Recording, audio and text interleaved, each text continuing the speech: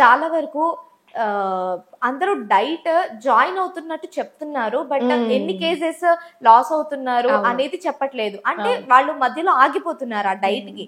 ఇది మాత్రం డెఫినెట్లీ అర్థమైపోతుంది. జాయిన్ అవుతున్నామని చెప్తున్నారు, బట్ అది కంప్లీట్ గా పూర్తి అవుతున్నట్టు ఎక్కడ వీడియో కనిపించట్లేదు.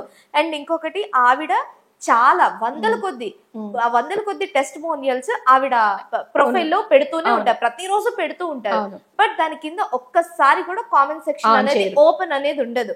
ఎందుకంటే ఒక్కసారి కామెంట్ సెక్షన్ ఓపెన్ చేస్తే ఎలాంటి రివ్యూస్ వస్తాయి, ఎలాంటి ఒపీనియన్స్ షేర్ అవుతాయి అనేది కూడా తెలియదు.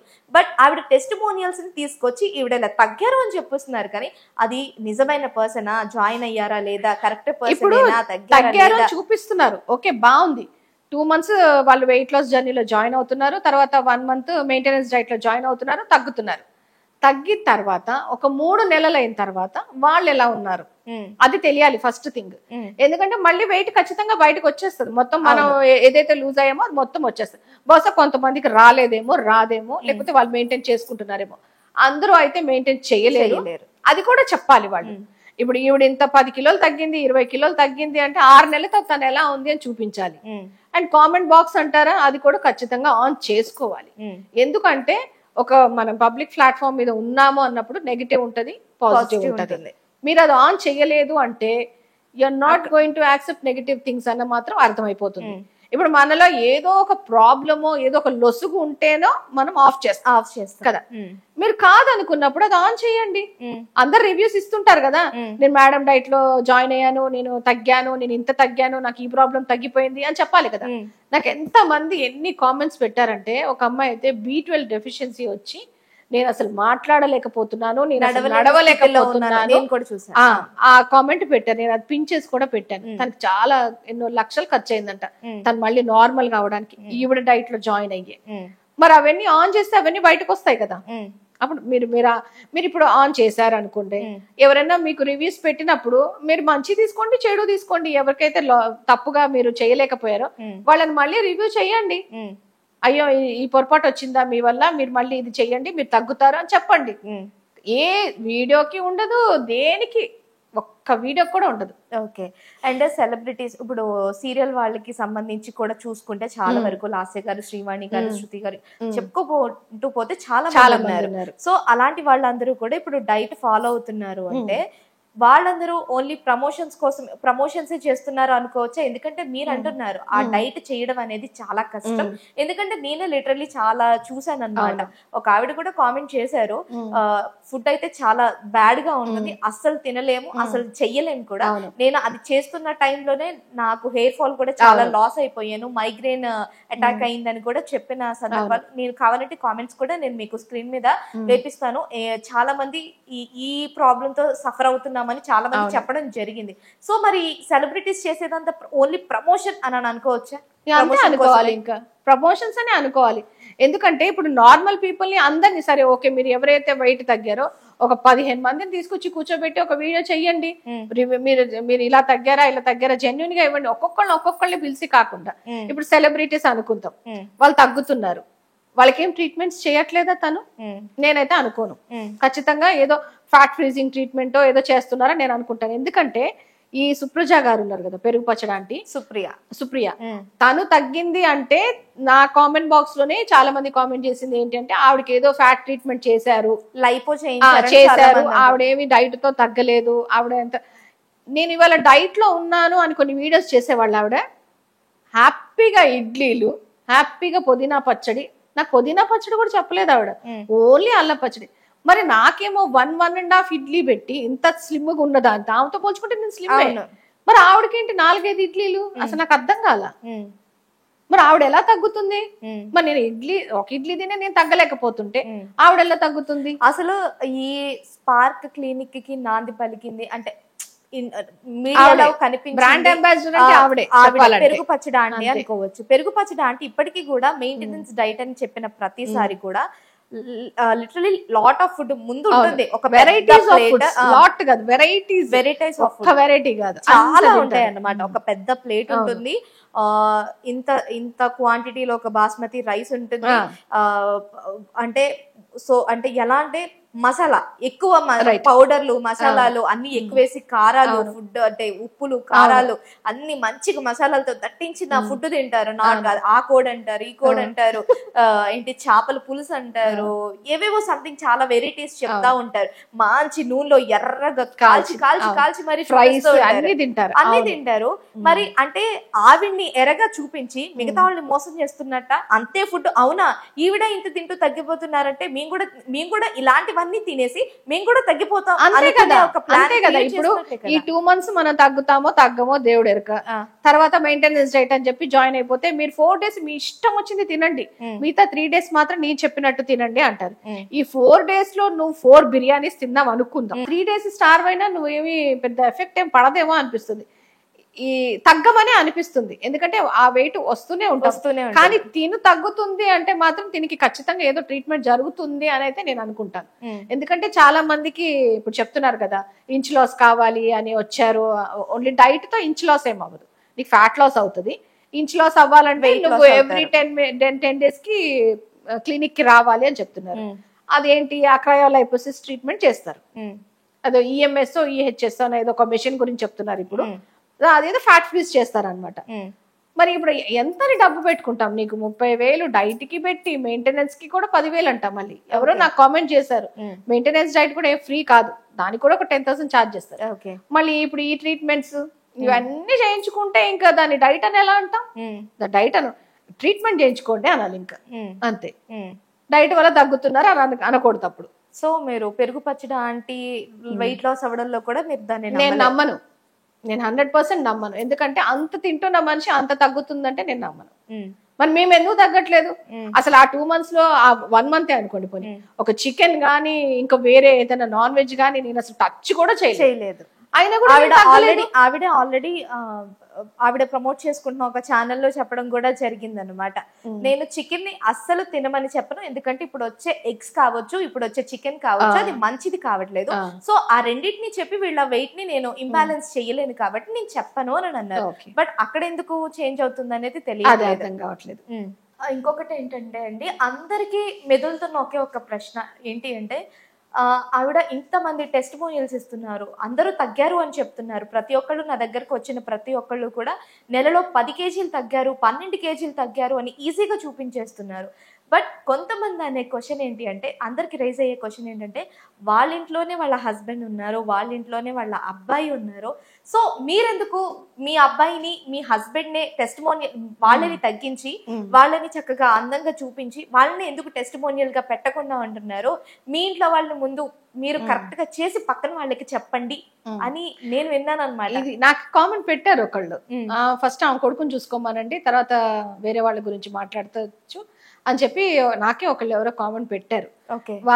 తర్వాత నేను ఏదో ఒక వీడియోలో చూసాను, ఏదో ఎయిర్పోర్ట్ లోనో ఎప్పుడో వాళ్ళ అబ్బాయి కొంచెం లావుగా ఉన్నాడు అనమాట.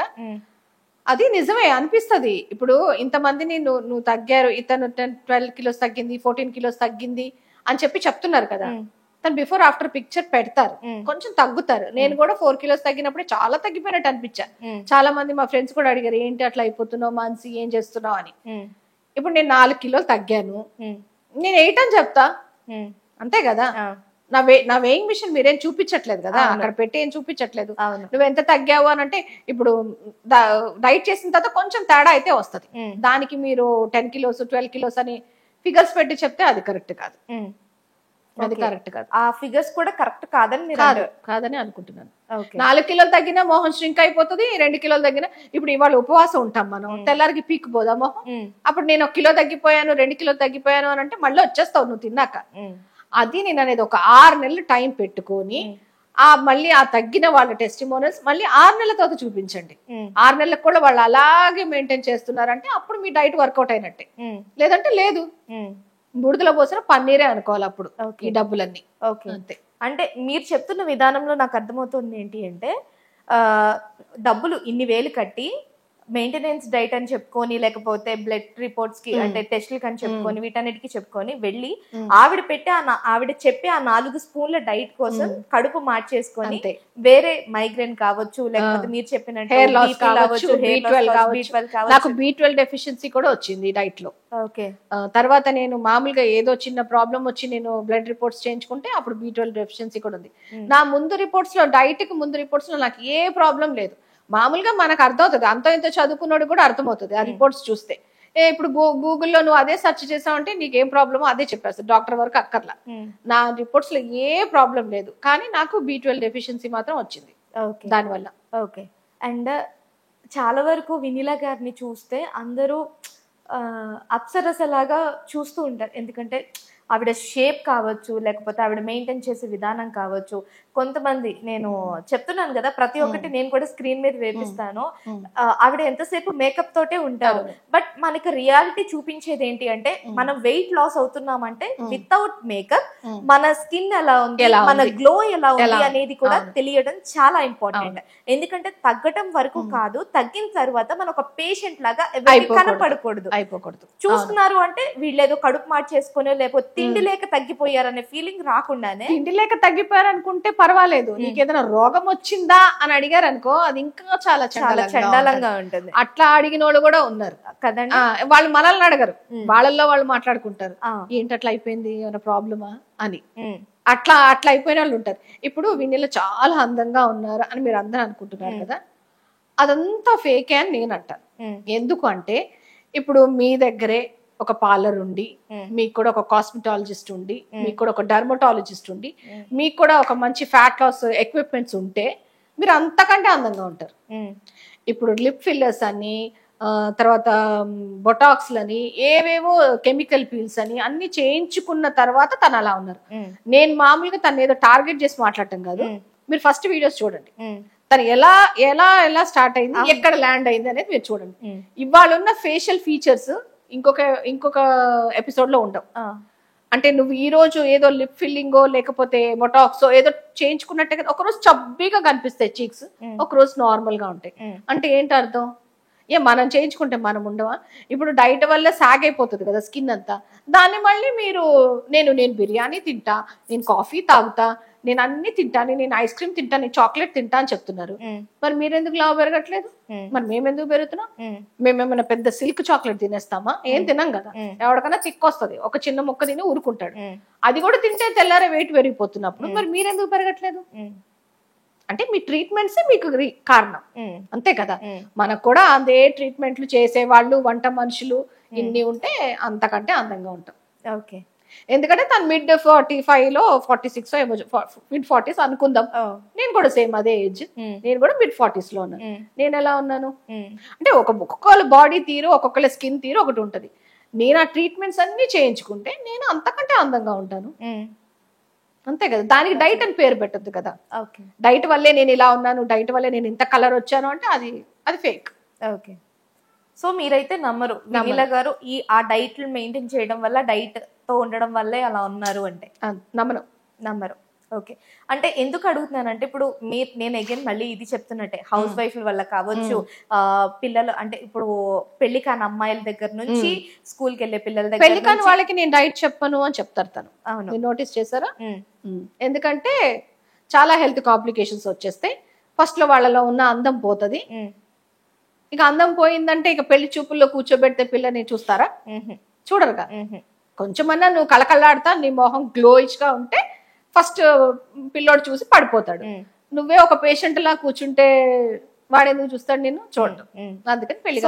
ఈ కాలంలో థైరాయిడ్, PCOD, PCOS ఎంతమంది కొత్త రోగాలు 90 మందికి అవే ఉన్నాయి. సో అలాంటి వాళ్ళకి ఎందుకు హౌస్ వైఫ్ లకు కూడా ఉన్నాయండి థైరాయిడ్, PCOD, PCOS చాలా మందికి వస్తున్నాయి. డెలివరీలో వచ్చేవి చాలా ఉంటాయి. డెలివరీలో షుగర్ అటాక్ అవుతుంది, డెలివరీలో BP అటాక్ అవుతుంది, అన్ని వస్తాయి. మరి అవన్నీ కూడా తగ్గాలి. And after delivery belly fat అంటారు, పోస్ట్ పార్టం అంటారు, చాలా వరకు ఉంటాయి. అవన్నీ ఒక్క డైట్ ద్వారా ఆవిడ మళ్ళీ మీరు అలా తయారవుతారు అంటే అది యాక్సెప్ట్ చేసే విషయమేనా? అస్సలు కాదు. ఎందుకంటే ఇప్పుడు సిజేరియన్ అయిన తర్వాత ఎవరికైనా పొట్ట వస్తుంది, ఖచ్చితంగా వస్తుంది. అంత ఫ్లాట్ గా ఆకులాగా ఎవ్వరికి ఉండదు, అంతో ఇంతో పొట్ట ఉంటది. ఎవరైనా డైట్ జాయిన్ అయ్యేది ఆ పొట్ట తగ్గించుకోవడానికి, అది మాత్రమే తగ్గదు.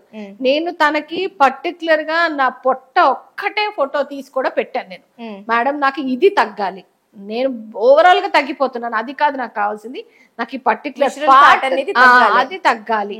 నువ్వు ఎంతన్నా ఎక్సర్సైజ్ చెయ్యి, ఎంతన్నా యోగా చెయ్యి, ఆ పొట్ట తగ్గట్లేదు.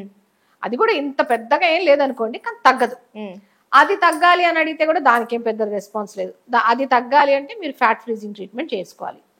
ఇప్పుడు మనం వెళ్ళినప్పుడే మీరు డైట్ కోసం వచ్చారా, పొట్ట కోసం వచ్చారా అని మనల్ని అడిగితే పొట్టే తగ్గాలి మేడం అని చెప్తాం కదా, అప్పుడు అందులోనే జాయిన్ చేస్తే అయిపోయేది. అది అట్లా కాకుండా డైట్ అని అంటే డైట్ కూడా ఇంపార్టెంట్ ఆ ట్రీట్మెంట్ చేయించుకున్నప్పుడు, కానీ తను నాకు అది సజెస్ట్ చేయలేదు, డైట్ అనే చెప్పారు. సో మొత్తానికి దీన్ని ఫేక్ అనే అంటారు మీరు? అంతే, ఫేక్ అనే అంటాను. మీరు ప్రూవ్ చేసుకోండి. మీరు 6 months తర్వాత ఒక మీ టెస్టిమోనియల్స్ వాళ్ళని పిలిచి మీరు ప్రూవ్ చేసుకోండి. ఇప్పుడు శృతి గారిని తీసుకోండి, తను చబ్బీగా ఉన్నప్పుడు ఎంత కళగా ఉండేవాళ్ళు, ఇప్పుడు ఉందా ఆ కళ? మేకప్ వేసుకున్న తర్వాత వచ్చే కళ కాదు. ఎందుకంటే వాళ్ళు సెలబ్రిటీస్, వాళ్ళు వేసుకుంటారు, మనం వేసుకోలేం కదా. మనం మహా అయితే ఒక ఐలైనర్ లిప్స్టిక్ అంతవరకే, మనం అంతకంటే ఫౌండేషన్ వేసుకొని మనం తయారవ్వలేము, రోజు అంత ఓపిక మనకు ఉండదు. ఎందుకంటే మనం ఇప్పుడు మనకి ఎవరు కనిపించాలి అన్నట్టు ఉంటది. అది కాదు, మేకప్ లేకుండా కూడా నువ్వు గ్లో అవుతున్నావు అంటే నువ్వు హెల్దీగా ఉన్నట్టు. అంతేగాని నువ్వు ఒక 10-12 కిలోలు తగ్గిపోయి నువ్వు మేకప్ వేసుకొని షైన్ అవుతానంటే అది కరెక్ట్ కాదు.